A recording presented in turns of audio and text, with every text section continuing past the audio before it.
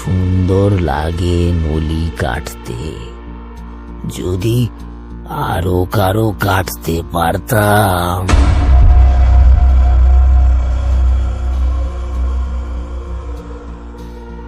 নমস্কার সকলকে। ভয় যখন গল্পে থেকে আমি দেবজ্যোতি বলছি। আজকের আপনারা শুনবেন একটা রুদ্ধশ্বাস ভয়ের গল্প, সুস্মিতা গোস্বামীর কলমে, নলি কাটা। আজকের গল্পের গল্প পাঠ, পোস্টার ডিজাইন, স্পেশাল এফেক্ট ও আবহে আমি দেবজ্যোতি। বিভিন্ন চরিত্রে অভিনয় করছে নন্দিতা, দেবস্মৃতি, অনিন্দিতা, প্রিয়াঙ্কা ও আমি দেবজ্যোতি। আমাদের চ্যানেলের আরও দারুণ দারুণ ভয়ের গল্প শুনতে এখনই সাবস্ক্রাইব করুন আমাদের ইউটিউব চ্যানেলে। শুনতে থাকুন আজকের গল্প।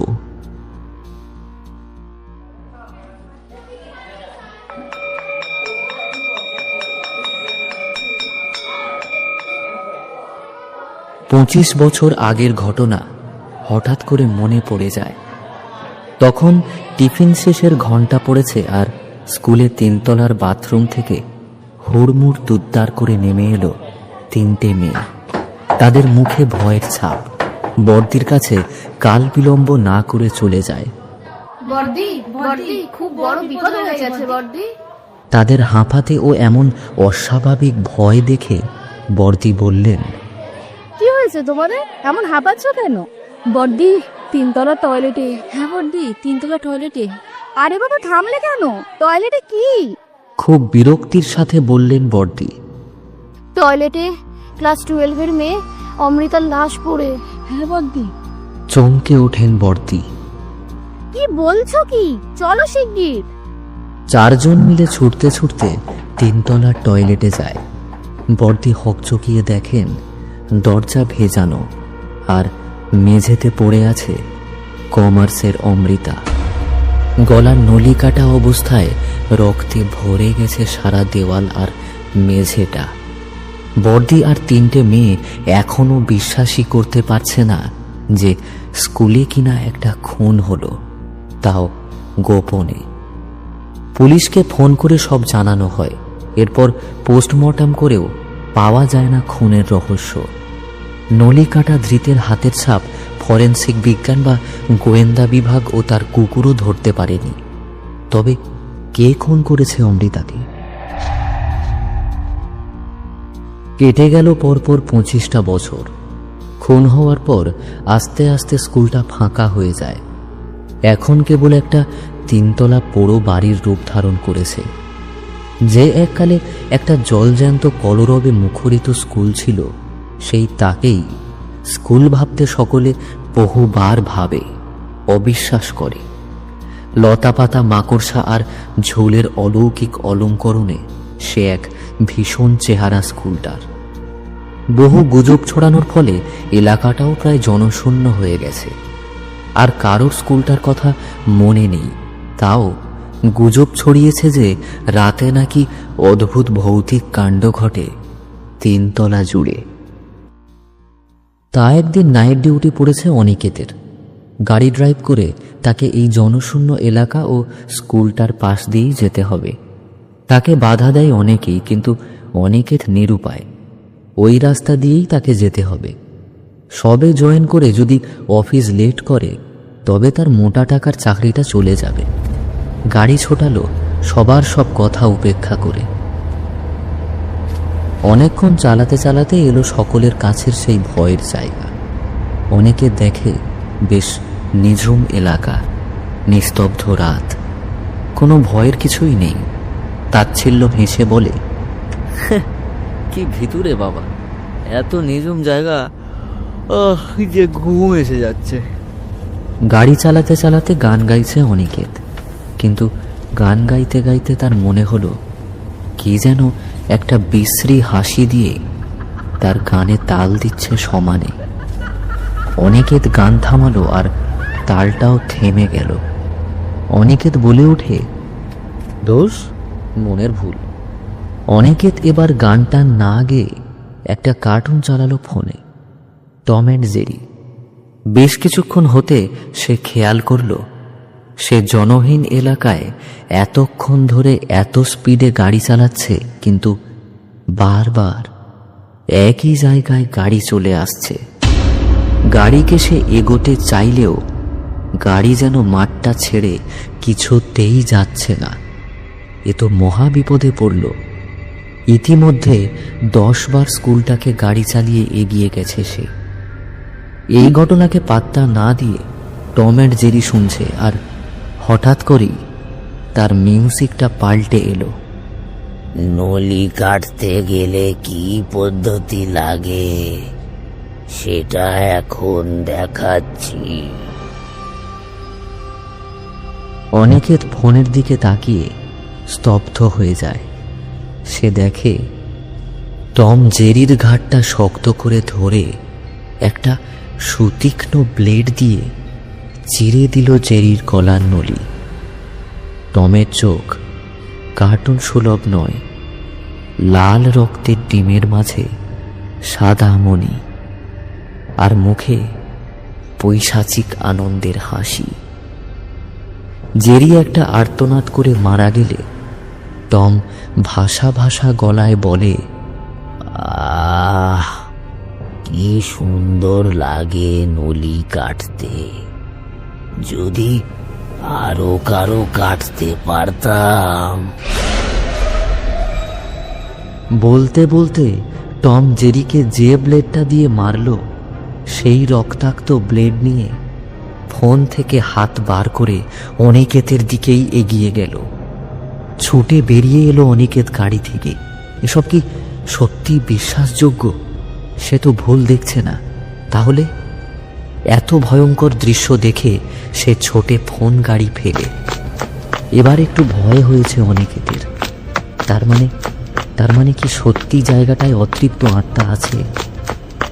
না, প্রাণ থাকতে আর ওই গাড়িতে ফেরা নয়। সে হাঁপাতে হাঁপাতে এক জায়গায় দাঁড়ায়। ঘড়িতে দেখে রাত 9টা। হঠাৎ তার ঘাড়ের ওপর একটা হাড় হিম করা ঠান্ডা নিঃশ্বাস বয়ে গেল। চমকে আর ভয়ার্ত হয়ে পিছনে তাকাতেই দেখে কেমন একটা আবছা ছায়ামূর্তি মার্কা লোক দাঁড়িয়ে। অনিকেত মনে সাহস এনে বলে, কে কে আপনি? লোকটা ভাষা ভাষা গলায় হেসে উত্তর দেয়, আপনি বা কে যে রাত বিরেতে এখানে এসেছেন? আমি এই পথেই আমার নতুন অফিস যাচ্ছিলাম। ও, তা আপনার প্রাণ বড় না কাজ বড়? হ্যাঁ, জানেন এটা কি জায়গা? অনেকে তার বলতে পারে না, কারণ তখনই লোকটার চোখ দপ করে জ্বলে ওঠে, আর সে লক্ষ্য করে লোকটার হাতে একটা শুকনো রক্ত লাগানো ব্লেড। সে সতর্ক হয়ে যায় ভয়েতে। কোনো রকমে জিজ্ঞেস করে, আপনি বললেন না তো আপনি কে? আমি আর কে হব? আমি বরং আপনাকে অফিসে পৌঁছে দিই। অনিকেত ভাবে যদি কোনোভাবে অফিসে যাওয়া যায় তবেই এ যাত্রায় রক্ষে। কিন্তু লোকটাকে বিশ্বাস করতে পারে না সে। লোকটা কি সত্যিই তাকে অফিসে দেবে নাকি অন্য কোথাও? ছ্যাঁত করে উঠল একটা জিনিস দেখে। সে দেখে তার সামনে লোকটা নেই। লোকটা আছে 3 তলার ছাদে। হ্যাঁ, এ কি করে সম্ভব? অনিকেত বলে ওঠে। লোকটা কিছুক্ষণ এদিক ওদিক পায়চারি করে অদৃশ্য হয়ে যায়। হঠাৎ গাড়ির দিকটা টানে তাকে। সে গাড়ির কাছে যেতে যেতে ভাবল, আজ আর অফিস যাওয়া হলো না। গাড়িতে এসে দেখে গাড়ি অক্ষত। গাড়ির দরজা খুলতেই ছিটকে যায় অনিকেত। গাড়িতে শোয়ানো এক বহু বছরের সাংঘাতিক পচা গলা মেয়ের মৃতদেহ। আর তার কি অসহ্য দুর্গন্ধ! সে চোখ বুজে তীব্র ঘৃণায়, কিন্তু চোখ বুজেও বুঝতে পারল মৃতদেহটা যেন ধীরে ধীরে উঠে বসছে। অনিকেত বলে, কে আপনি? কোনো উত্তর নেই। মৃতদেহ নিষ্পলক, নিস্পন্দ। সে শুনতে পেল একটা নলি কাটা হাসি, কুকুরের অশুভ কান্না। কয়েকটা বাদুড় উড়ে গেল তার কানের পাশ দিয়ে। বাতাসে এক পচা দুর্বিষহ দুর্গন্ধ।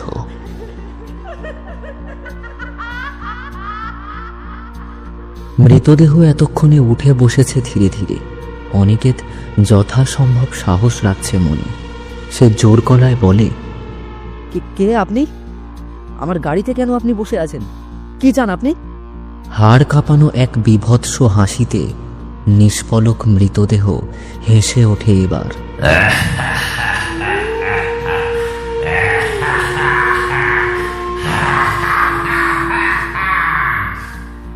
আর অনিকেতের হাতে উড়ে আসে একটা কাগজ। তাতে রক্ত দিয়ে লম্বা করে লেখা একটা নামের তালিকা।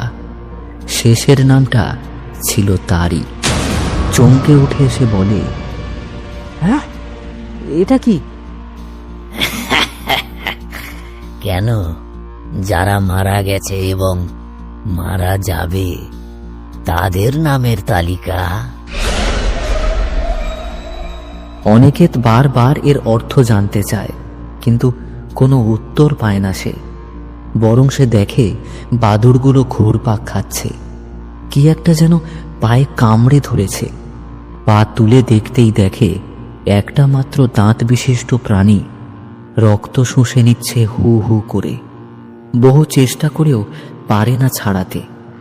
এদিকে লিস্টে লেখা রয়েছে প্রতাপ, মেঘনা, দীপা, সুরমা, পীযূষ, শিবা, কুহেলি, দেব, অমল, জিনিয়া, রহমান, দেবদূত, অমৃতা, অনিকেত। এই শেষের নামটার নিচে রক্ত। অনিকেত লিস্টটা কুটি কুটি করে ছিঁড়তে যাবে, তখন তার মনে হলো পায়ে কামড়ানো দাঁতটার স্থান, বলা ভালো অবশ করার স্থান উরু।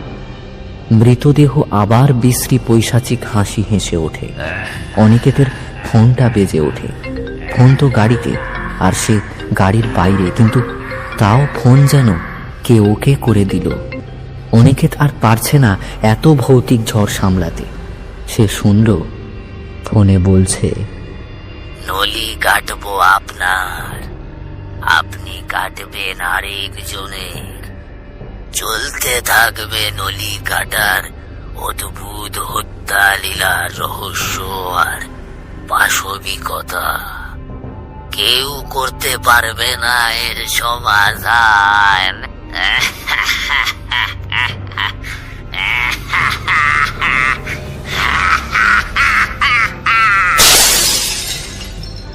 ফোনটা অবিশ্বাস্যভাবে ভেঙে দুটুকরো হয়ে গেল এই সাংঘাতিক হাসিতে।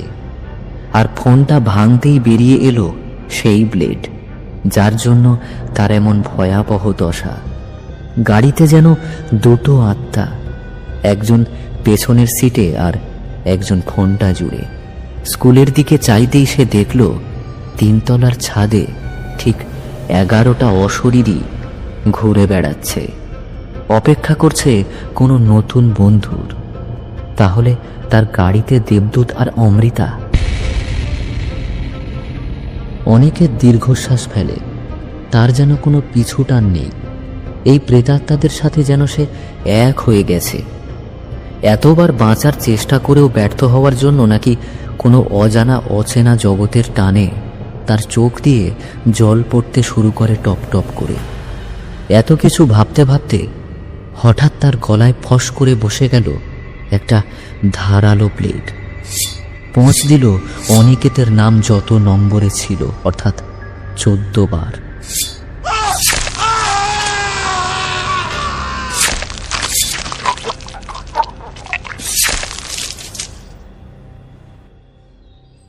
পরদিন কিছু স্থানীয় লোক ওই স্থানের পাশ দিয়ে যেতেই সন্দেহের আঁচ পেয়ে পুলিশকে খবর দেয়। পুলিশ এবারেও খুঁজে পায় 25 বছর আগের অমীমাংসিত খুন হওয়া মৃতদেহের মতোই এমনই এক মৃতদেহ, একটি বছর 24-এর যুবকের। আর এবারেও অদ্ভুত খুন, এবং এখানেও খুনি ধরতে ব্যর্থ হলো সকলে। এই খুনের ফলে দমকা বাতাসের মতো সকলের মনে পড়ে গেল গত 25 বছর আগে ঘটা সেই অমীমাংসিত ও রহস্যময় খুনের কথা।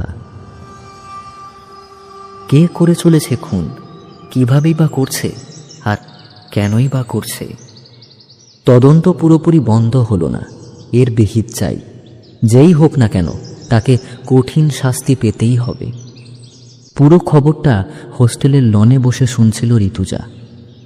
ঋতুজা ভাবে ডিটেকটিভ টিম, পুলিশ সুপার বা অ্যাস্ট্রোলজার কেউই কিছু করতে পারছে না। যাই হোক, যে কজন চিরুনি তল্লাশি করেছেন তারা কিছুতেই ধরতে পারছেন না কেন? তাহলে কি এমন আছে সেখানে? অত বড় পরিত্যক্ত স্কুলটাতে কি কিছু আছে? অমৃতাকে টয়লেটে কে খুন করলো, নাকি খুন করে টয়লেটে মৃতদেহটা ফেলে দিয়েছে? ঋতুজা পায়চারি করতে করতে ভাবল এই সব প্রশ্নের উত্তর। রাতের খাবার এলো, খেয়ে শুয়েও পড়ল। তখন মাঝরাত। ঋতুজা কতক্ষণ ঘুমিয়েছে জানে না, তবে কেউ যেন তার ঘরে পায়চারি করছে এবং সেই শব্দে তার ঘুম ভেঙে গেছে। ধর্মর করে উঠে বসে লাইট অন করতেই শব্দ গেল বদলে, ব্লেড ঘষার শব্দ।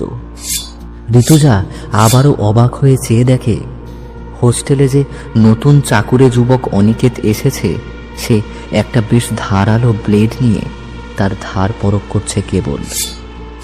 ঋতুজাকে কোনো অজানা এক ভয় যেন ঘিরে ধরল, আর এই ভয়ের বশেই সে এক অলৌকিক ও অসম্ভব উপলব্ধির সামিল হয়।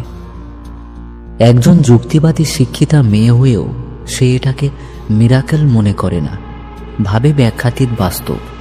তার মন ভাবে খুনের নথিপত্র অনুযায়ী সর্বশেষ ও সম্প্রতি খুন যে হয়েছে সে অনিকেত, আর এই মুহূর্তে যে তার সামনে দাঁড়িয়ে ব্লেডের ধার দেখছে সেও অনিকেত। একই নাম হওয়াটা যে স্বাভাবিক একটা ব্যাপার তা ঋতুজা সেই মুহূর্তটাতে ভুলে গিয়েছিল। কিন্তু দুটো ঘটনার চরিত্রের নাম এক হলেও ঋতুজা জানে না দুটো ঘটনার ক্ষেত্রে হত্যাদ্রব্যটাও ব্লেড। জানবেই বা কি করে? রহস্য তো উদ্ধার হয়নি যে ব্লেডের পুঁচে সব খুন হয়েছে। পুলিশ বা গোয়েন্দা বিভাগ এটুকুই জানে যে নলিতা সকল মৃতদেহের একই রকমভাবে কাটা ছিল।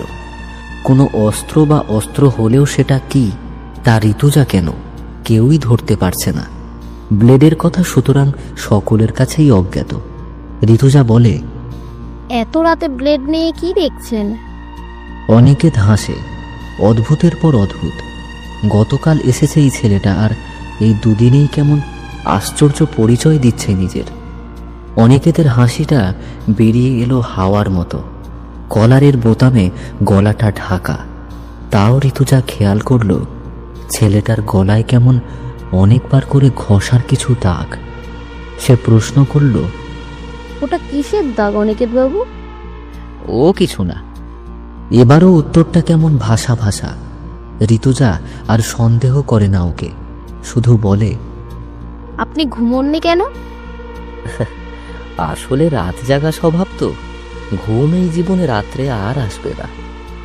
আচ্ছা ঋতুজা, যদি আপনার ওই নলিটার ওপর 15টা পোঁচ পড়ে তাহলে কি হবে বলুন তো? কথাটা শুনে ঋতুজা চমকে ওঠে। সে ভাবে, তাহলে কি এই ছেলেটা তাকে রাতে খুন করবে বলে না ঘুমিয়ে রাত জাগা স্বভাব বলল, আর সেই জন্যেই রাতে তার ঘরে পায়চারি করছিল? কিন্তু তাকে এ খুন করবেই বা কেন? এসব কি হচ্ছে? ঋতুজা তাকে সন্দেহ না করলেও সন্দেহ ঋতুজাকে তাড়া করে বেড়াচ্ছে, আর তাই এক অজানা বিপদের আভাস পেয়ে সে নিজেকে প্রবলভাবে সতর্ক রাখে। কিন্তু অনিকেত কিছুই করে না, বরং সে বলে সে ঋতুজাকে এই দুদিনেই খুব ভালোবেসে ফেলেছে। সন্দেহ যখন হচ্ছে তখন সন্দেহভাজন ব্যক্তির কোনো কথাতেই ঋতুজা অসতর্ক হবে না। ঋতুজার মুখে বিচলিত ভাব দেখে অনিকেত হেসে বলে, আপনি আমায় খুনি ভাবছেন কি করে? আর আপনাকে আমি খুনই বা করব কেন বলুন? এই কথা শুনে ঋতুজার ভয় ও সন্দেহ এক লাফে অনেক গুণ বেড়ে গেল। তাও সে অনড়। তার কেন জানি না মনে হচ্ছে এই 14 জনের অস্বাভাবিক খুনে যেন এই অনিকেত ছেলেটা জড়িয়ে। নির্বাক, চিন্তিত ও তীক্ষ্ণ বুদ্ধিমতী ঋতুজা এই অনিকেতের অস্বাভাবিকতার রহস্য উন্মোচন করবে বলে অজ্ঞানের ভান করে শুয়ে পড়ে মেঝেতে, চোখ আধ বোজা করে। ও দেখতে চায় অনিকেত কি করে। এবারেই ঘটল সবচেয়ে ভৌতিক ঘটনাটা। ঋতুজা দেখছে অনিকেতকে আধ বোজা চোখে। হঠাৎ দেখে অনিকেতের দুটো চোখেই কোনো মনি নেই, আর গায়ের চামড়া সরে যাচ্ছে আস্তে আস্তে। এবার গায়ের মাংস সরে যেতেই ঋতুজা দম আটকে ফেলে দেখল অনিকেতের নলির কাছটা। প্রায় কয়েকবার পোঁচ পড়ে আছে নলির ওপর, পরপর অথবা একই জায়গায়। অনিকেত কি মানুষ নয়, প্রেতাত্মা? আর নয়। ঋতুজা লাফ মেরে উঠল এগিয়ে আসা অনিকেতের ওপর। ভূত আর মানুষের লড়াই। অনিকেতের হাতে ব্লেড, যেটা দিয়ে সে ঋতুজার নলি কাটবে।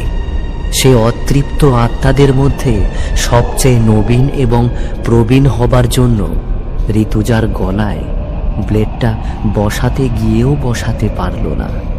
প্রবল বিক্রমে ঋতুজা ভূতের ব্লেডটাকে ছুঁড়ে ফেলে দিয়েছে জানালার বাইরে। আর জানালার বাইরে পড়তেই সারা হোস্টেল জুড়ে যেন এক ঝড় উঠল, ভূমিকম্প হলো। শোনা গেল অনেক প্রেতাত্মাদের হাসি, ব্লেডের ধাতব শব্দ, আর সেই ভয়ঙ্কর স্লোগান, নলি কাটতে গেলে কি পদ্ধতি লাগে সেটা এখন দেখাচ্ছি।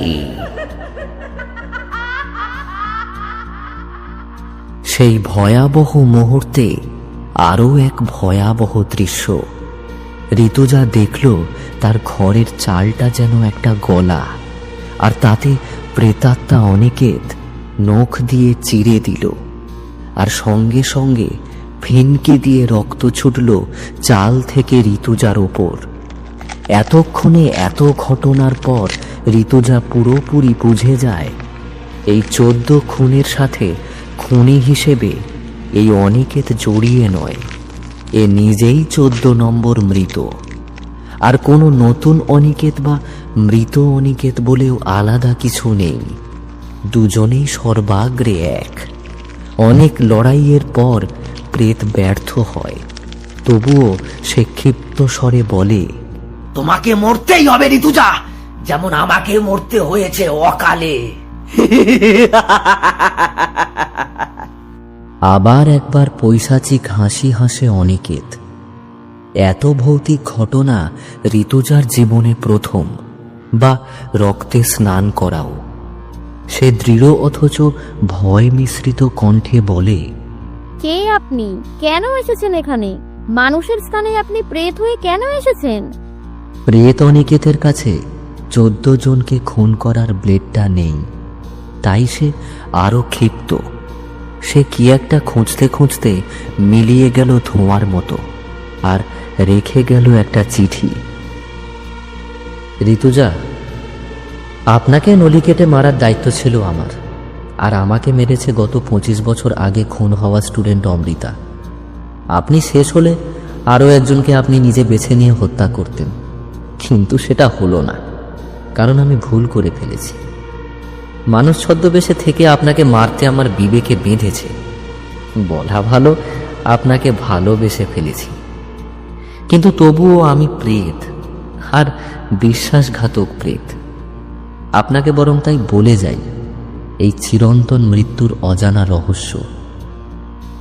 যে স্কুলে অমৃতা খুন হয় সেই স্কুলের মাটিতে পোঁতা আছে সর্বপ্রথম সেই ব্যক্তি যে কোনো কিছু অন্যায় অপরাধ না করা সত্ত্বেও কিছু খুনির ব্লেডে গলা চিরে নিহত হয়েছিলেন, যাকে আমি প্রথম দেখেছিলাম স্কুল মাঠে। যাই হোক, সেই মৃত ব্যক্তি প্রতিশোধের নেশায় তাকে যে ব্লেডে খুন করা হয় সেটা নিয়ে অতৃপ্ত আত্মা হয়ে খোঁজে তার খুনিদের। কিন্তু বহুবার খোঁজার পরেও যখন খুনিদেরকে পায় না, তখন রেগে গিয়ে ওই ব্লেডটা দিয়েই নলি কেটে মেরে ফেলে ওই অঞ্চলের এক সৎ দোকানদার প্রতাপ মালিককে। ব্যাস, শুরু হয়ে গেল বিচার না পাওয়া অপরাধীর রূপে নির্দোষীর মনের রাগ নেভানো। একের পর এক ভৌতিক প্রতিশোধের খুন। একসময় স্কুল হলো ওই মাঠের উপর, যে মাঠের নিচে 12 জন নিরপরাধ মানুষের লাশ ছিল। ওই 12 জন নিরপরাধ মানুষ নির্বিচারে খুন হয়ে অন্য কোনো নিরপরাধকে কেবলমাত্র প্রতিশোধের বশেই হত্যা করেছে। আর একদিন অমৃতা একা হাত মুখ ধুতে গিয়ে জানালা দিয়ে আসা দেবদূতের আত্মার ব্লেডে 13টা পোঁচ খেয়ে মৃত্যুর কোলে ঢলে পড়ে। যে মরবে সে যত নম্বরে থাকবে ততবারই পোঁচ পড়বে তার গলায়। অমৃতা হত্যার দীর্ঘ 25 বছর পর ছিল আমার পালা। আমিও মরলাম 14 বার ব্লেডের পোঁচে, খুবই নৃশংসভাবে। হয়তো আমিও ভালো ছিলাম জানেন, তাই ভালো আত্মার হাতেই আমি শেষ হলাম। লিস্টটাতে আমার নামের নিচে যে রক্ত ছিল সেটা ততদিনই ছিল যতদিন আমি আপনাকে খুঁজে পাইনি। কিন্তু আপনাকে আর শেষ করা হলো না, আপনি ব্লেডের অস্তিত্বই ধ্বংস করে দিলেন। আর আমিও আমার সঙ্গীতের সাথে বিশ্বাসঘাতকতা করে আপনাকে জানিয়ে গেলাম সবকিছু। চোখে জল এলো ঋতুজার, হৃৎপিণ্ড ঠকঠক করে কাঁপছে, মাথা ঘুরে পড়ে গেল চিঠিটা হাতে নিয়ে। পরদিন সকালে হোস্টেল ম্যানেজার ঋতুজার ঘরের দরজা অনেকবার নক করা, ডাকাডাকি করা সত্ত্বেও যখন কোনো সাড়া পেলেন না, তখন দরজা ভেঙে সে এক ভয়ানক দৃশ্য দেখেন। সারা ঘর রক্তে ভরে গেছে। অনিকেতের মৃতদেহ তখন তাড়াহুড়োর চোটে কেউ খেয়াল করে না, কারণ ঋতুজা তখনও জীবিত। তাকে দ্রুত হসপিটালে নিয়ে যাওয়া হলো। না, অনিকেতের মৃত্যু নিয়ে 100% প্রমাণিত। সে গলায় জ্যাকেটের ফিতে শক্ত করে কলার সমেত বেঁধেছিল এবং খুলতে ব্যর্থ হয়ে শ্বাস আটকে মৃত্যুবরণ করেছে। কিন্তু সব স্বাভাবিক হবার পর ঋতুজার কথা কেউ বিশ্বাস করল না, এমনকি চিঠিটাও পড়ল না কেউ। বহুবার চেষ্টা করেও সে এই গোটা ঘটনার সত্যতা প্রমাণ করতে পারেনি। কেন মানুষ এত অবিশ্বাস করছে তাকে? মাথা খারাপ হয়ে যাচ্ছে তার। সে চিঠিটাকে যত্ন করে রেখে দিল নিজের কাছে। কেউ না বিশ্বাস করলেও সে বিশ্বাস করে। সে জানে এটাই সত্যি। একাকিত্ব গ্রাস করেছে তাকে। আয়নার সামনে দাঁড়িয়ে নিজেকে দেখে চমকে ওঠে ঋতুজা। এ কি, তার গলায় এটা কিসের দাগ? ঋতুজা নিজের নাম বলে, কিন্তু হাওয়ার মতো ভেসে যায় নামটা। ঠিক যেমন নলি কাটা আত্মার হয়। তাহলে কি অনিকেত তাকে খুন করেছে? কিভাবে, কখন করলো সে তো জানে না। আর সে বেঁচে আছেই বা কি করে? আর তাই কি সে ভূতের চিঠি বিশ্বাস করছে? আর সে ভূত বলে মানুষ তাকে অবিশ্বাস করছে? হায়, সারা জীবনের প্রশ্ন থেকে গেল যে ঋতুজা জীবিত নাকি মৃত।